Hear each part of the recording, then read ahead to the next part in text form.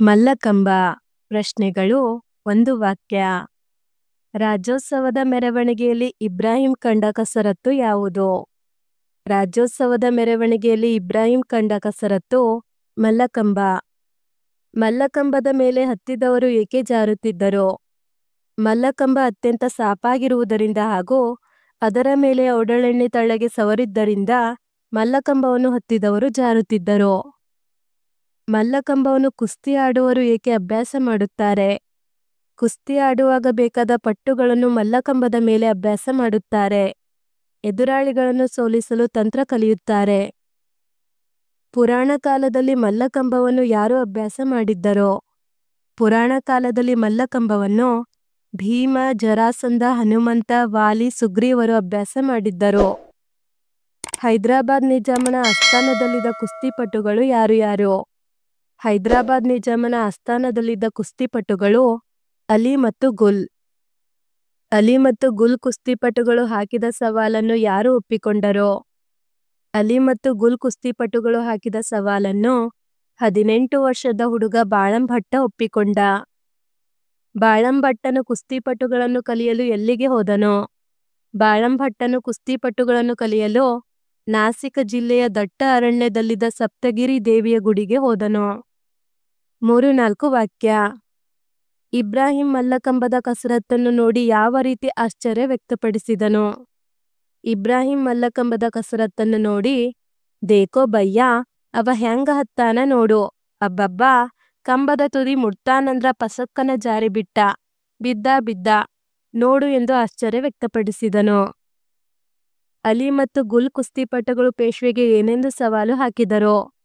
ಅಲಿ ಮತ್ತು ಗುಲ್ ಕುಸ್ತಿಪಟುಗಳು ಪೇಶ್ವೆಗೆ, ನಿಮ್ಮ ರಾಜ್ಯದ ಮಲ್ಲರು ನಮ್ಮನ್ನು ಕುಸ್ತಿಯಲ್ಲಿ ಸೋಲಿಸಬೇಕು, ಇಲ್ಲದೆ ಹೋದರೆ ನಮ್ಮನ್ನು ಕುಸ್ತಿಯಲ್ಲಿ ಸೋಲಿಸುವಂತಹ ಮಲ್ಲರು ಇಲ್ಲವೆಂದು ಪ್ರಶಸ್ತಿ ಪತ್ರ ನೀಡಬೇಕು ಎಂದು ಸವಾಲು ಹಾಕಿದರು.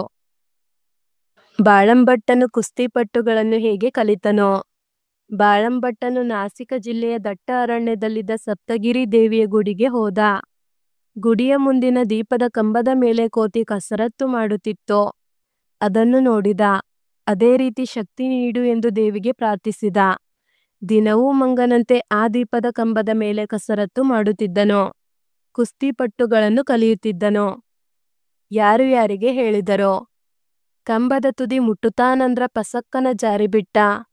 ಈ ಮಾತನ್ನು ಇಬ್ರಾಹಿಂ ಪೀಟರ್ಗೆ ಹೇಳಿದನು. ಔಡಲೆಣ್ಣಿ ತೆಳ್ಳಗೆ ಸವರ್ಯಾರ, ಕೈಯಿಟ್ಟರೆ ಜಾರತೈತಿ. ಈ ಮಾತನ್ನು ಪೀಟರ್ ಇಬ್ರಾಹಿಂಗೆ ಹೇಳಿದನು. ನಿಮ್ಮ ರಾಜ್ಯದ ಮಲ್ಲರು ನಮ್ಮನ್ನು ಕುಸ್ತಿಯಲ್ಲಿ ಸೋಲಿಸಬೇಕು. ಈ ಮಾತನ್ನು ಅಲಿ ಮತ್ತು ಗುಲ್ ಎಂಬ ಕುಸ್ತಿಪಟುಗಳು ಪುಣೆಯ ಬಾಳಾಜಿ ಪೇಶ್ವೆಗೆ ಹೇಳಿದರು. ಬಹು ಆಯ್ಕೆ. ಮಲ್ಲಕಂಬಕ್ಕೆ ಔಡಲ ಎಣ್ಣೆ ಸವರಿರುತ್ತಾರೆ. ಮಲ್ಲಕಂಬವನ್ನು ಕುಸ್ತಿಪಟುಗಳನ್ನು ಕಲಿಯಲು ಅಭ್ಯಾಸ ಮಾಡುತ್ತಾರೆ. ಬಾಳಾಜಿ ಪೇಶ್ವೆಯ ಸ್ಥಳ ಪುಣೆ. ಬಾಳಂಭಟ್ಟ ಕುಸ್ತಿಪಟುಗಳನ್ನು ಕೋತಿ ನೋಡಿ ಕಲಿತುಕೊಂಡನು. ಭಾಷಾಭ್ಯಾಸ. ಸ್ವಂತ ವಾಕ್ಯ. ಮೆರವಣಿಗೆ. ದಸರಾ ಮೆರವಣಿಗೆ ಅತ್ಯಂತ ಅದ್ಭುತವಾಗಿರುತ್ತದೆ. ಆಸ್ಥಾನ. ಶ್ರೀಕೃಷ್ಣದೇವರಾಯನ ಆಸ್ಥಾನದಲ್ಲಿ ಅನೇಕ ಕವಿಗಳಿದ್ದರು. ಫಲ ನೀಡು. ನಾವು ನಂಬಿದ ಭೂಮಿ ನಮಗೆ ಯಾವಾಗಲೂ ಫಲ ನೀಡುತ್ತದೆ. ಪ್ರಶಸ್ತಿ ಪತ್ರ. ಸಮಾರಂಭದ ಕೊನೆಗೆ ವಿಜೇತರಿಗೆ ಪ್ರಶಸ್ತಿ ಪತ್ರ ಹಂಚಿದರು. ಕಸರತ್ತು. ಮಲ್ಲಕಂಬ ಹತ್ತಿ ಮಾಡುವ ಕಸರತ್ತು ಅತ್ಯಂತ ಅದ್ಭುತವಾಗಿರುತ್ತದೆ. ಸವಾಲು. ನಾವು ಎಂಥದ್ದೇ ಸವಾಲಾಗಿರಲಿ ಸಮಾಧಾನದಿಂದ ಸ್ವೀಕರಿಸಬೇಕು. ಗ್ರಾಂಥಿಕ ರೂಪ.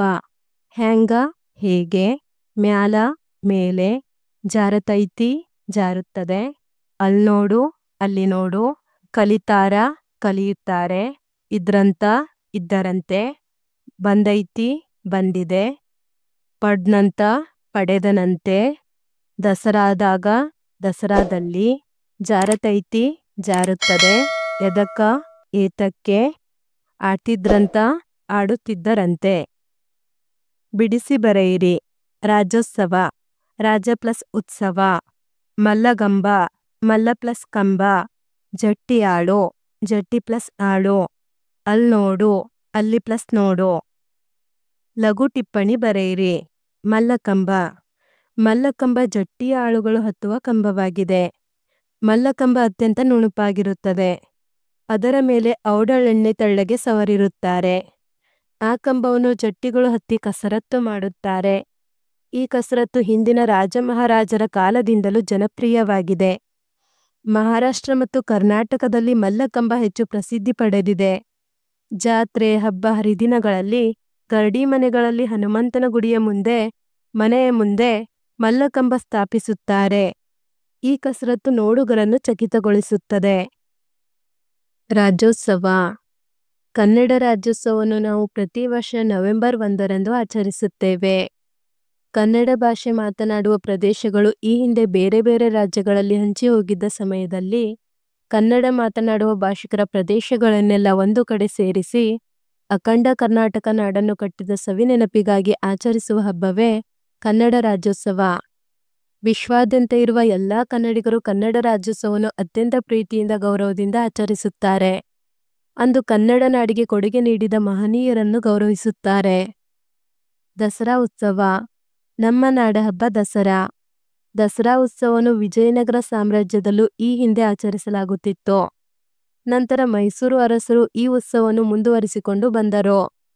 ದಸರಾದಂದು ಮೈಸೂರಿನಲ್ಲಿ ಜಂಬೂ ಸವಾರಿ, ಶ್ರೀ ಚಾಮುಂಡೇಶ್ವರಿ ದೇವಿಯ ಮೆರವಣಿಗೆ, ಸ್ತಬ್ಧ ಚಿತ್ರಗಳ ಮೆರವಣಿಗೆಗಳನ್ನು ಕೈಗೊಳ್ಳುತ್ತಾರೆ.